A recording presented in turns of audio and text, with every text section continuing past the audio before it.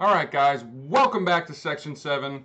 Today we're going to talk about pornography, which is a little bit of a touchy subject, but we are going to do this with as much grace and class as I am physically capable of creating, so good luck to me. Here is our funny internet picture of the day. Yeah, it's the modern amount of data that companies can gather about you is kind of ridiculous. So, but we all miss the Iron Giant, don't we? Oh, such a cool guy. All right, so pornography has been around since basically the beginning of human history. Okay, for most of human history, we had to have pornography through art, right? So we have pottery from ancient Greece showing, with pornography painted on the side. We have cave paintings of pornography. We have little statues from prehistory. All through human history, we had some kind of porn. It really took off. It really became even more popular with the invention of the camera. The mid of the 19th century, somebody invented the camera. I don't remember who off the top of my head, but you can Google it. And that permanently allowing us to capture images, a lot of the early photographs and the early art for using the camera was with porn. And in like the World War I, late 19th century, very early 20th century time frame, one of the most common forms of pornography was postcards. And they were called French postcards, even though they, weren't always from France. But they were just postcards with, tasteful nude models on the front, and men would collect them. And that was how they kind of legally got pornography. Then in the ensuing part of the 20th century, we created video, movies, right? And there was everything from the personal Nickelodeon. You ever wonder where the channel got its name? It's because there were these, it was like an old school arcade with all the video games, but they were movies, and they were very short, 30 seconds, maybe a minute kind of things. You'd put a nickel in, there were little goggles, you would put your head over the goggles, and they would light up from the back, and you would wind a wheel, and you would see the movies. And there was no sound, it was just video. And so many of those were turned into pornography. But at this point, it was still basically, it had to be in a theater or a Nickelodeon or some kind of public venue. But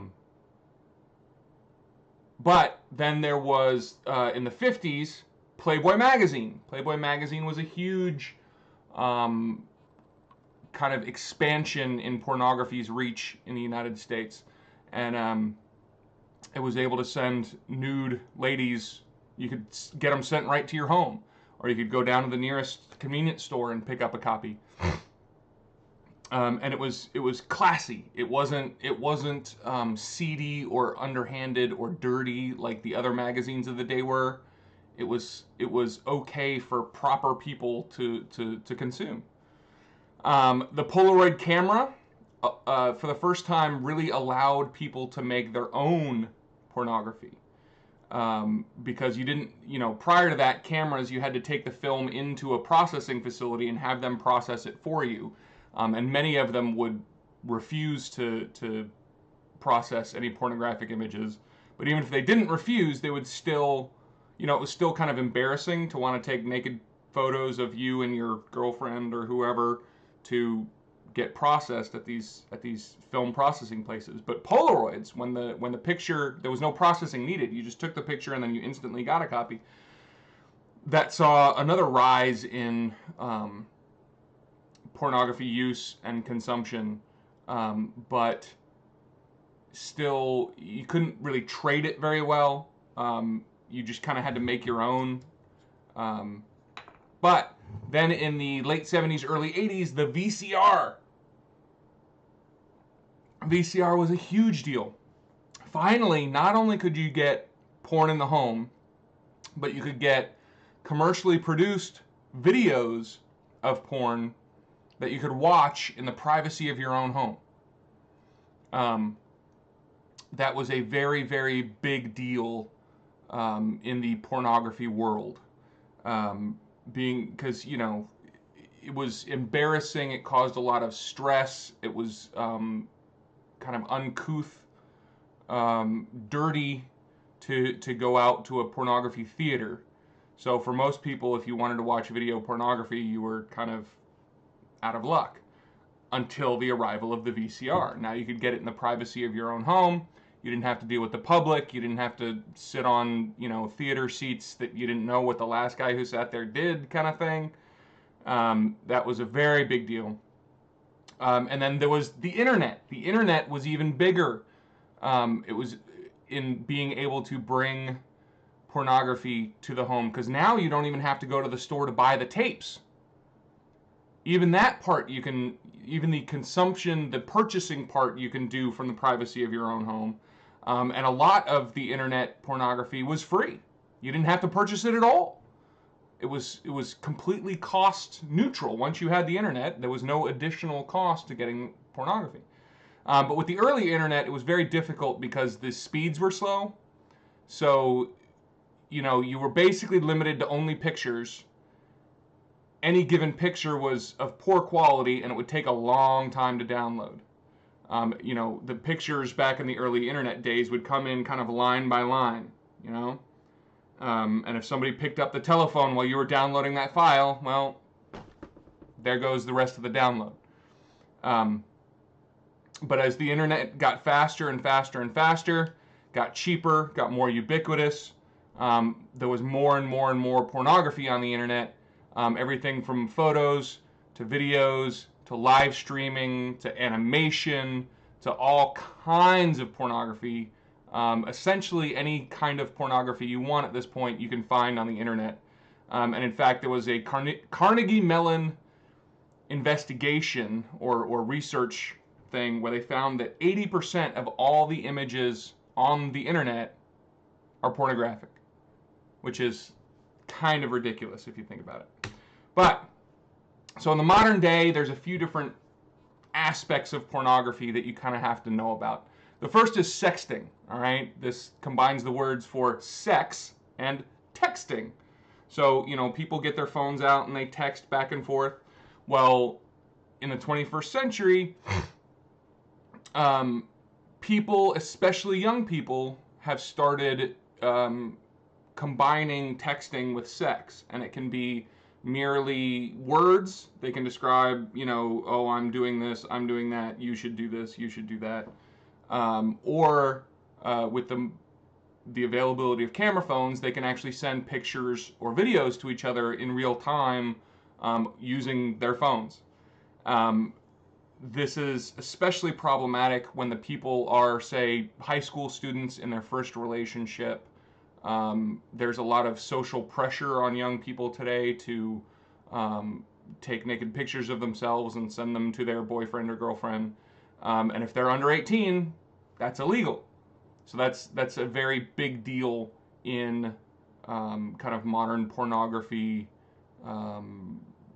both legislation, enforcement, education, all those things.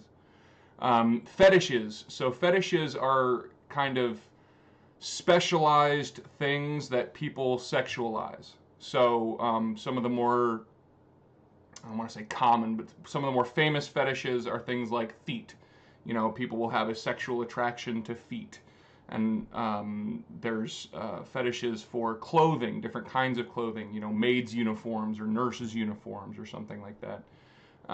But there's almost anything you can think of at this point, there's some kind of fetish attached to it. And, you know, as recently as 20 years ago, if you had a fetish that was one of the more obscure fetishes, you probably didn't know anybody else that was into the same thing. For instance, there's a fetish for balloons. There are men and women who have a sexual fetish for balloons. And the internet allowed them to discover other people with the same fetish for the first time, so that people can get together, They can discuss the fetish. They can trade specialized pornography of the fetish, all that stuff. Rule 34 was from 4chan. And if you've never been to 4chan, please, please, please do not go to 4chan.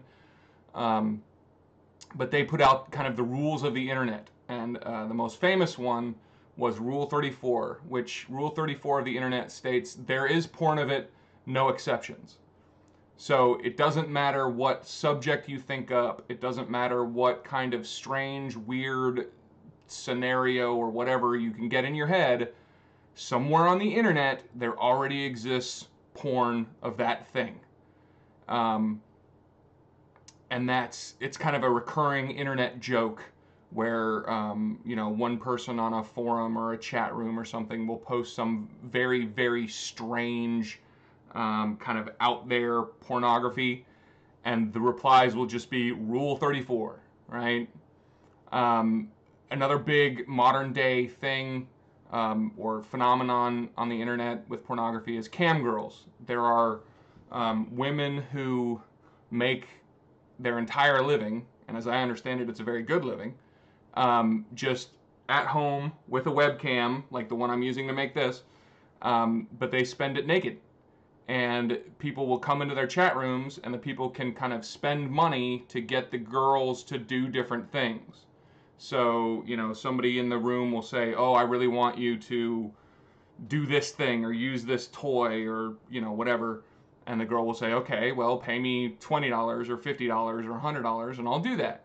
And then there's a built-in, using the software for the cam stuff, the male will be able to enter in his credit card number and send her that amount of money, and then she will do the thing. And there are men who will spend thousands and thousands and thousands of dollars on their favorite girls on the internet, just sitting there watching them over a webcam.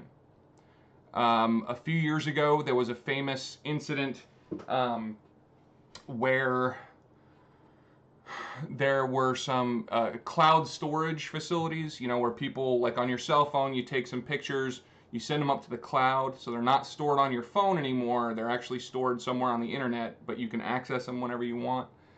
Somebody broke into a cloud storage facility. I can't remember whether it was Apple's cloud storage or Google's or whoever, doesn't really matter, but they found a whole bunch of celebrity nude photos. And the biggest of which, kind of the most famous celebrity to be hit by this, was Jennifer Lawrence, who starred in The Hunger Games and a few other really famous movies, and is a very famous actress.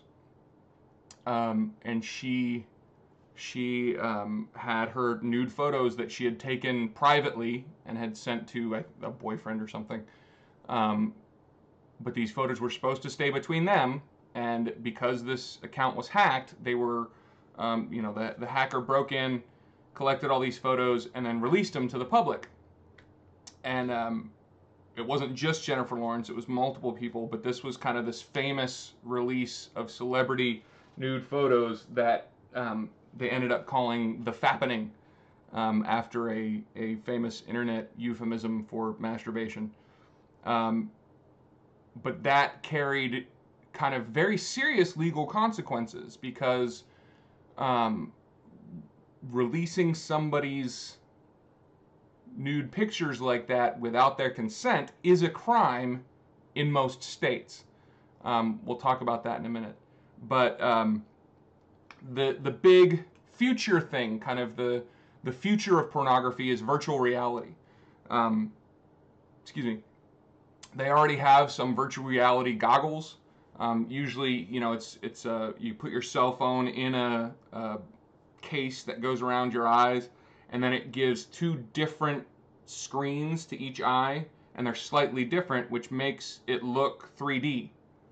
And then you can have gloves or some kind of control or whatever and interact with the environment around you. But when you turn your head, you see different things, right? And so my father actually got some of these VR goggles, and he got a program where it was like an undersea adventure where you're swimming around like in a scuba thing, and there's fish and coral and rocks and all kinds of stuff.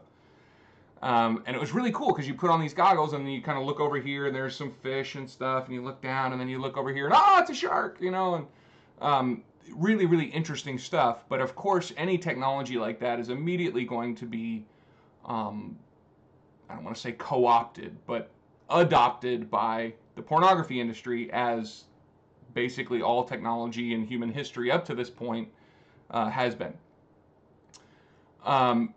Throughout different periods of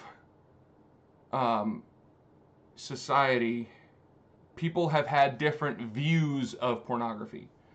And at different times, there have been what are called moral panics.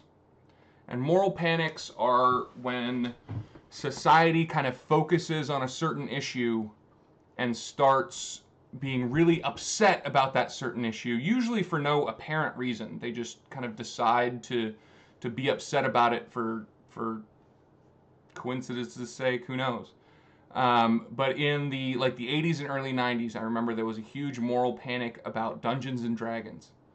Dungeons and Dragons was going to lead our kids into Satanism, and people are going to get murdered and ritually sacrificed, and the occult this, and everybody kind of freaked out about this Dungeons and Dragons thing.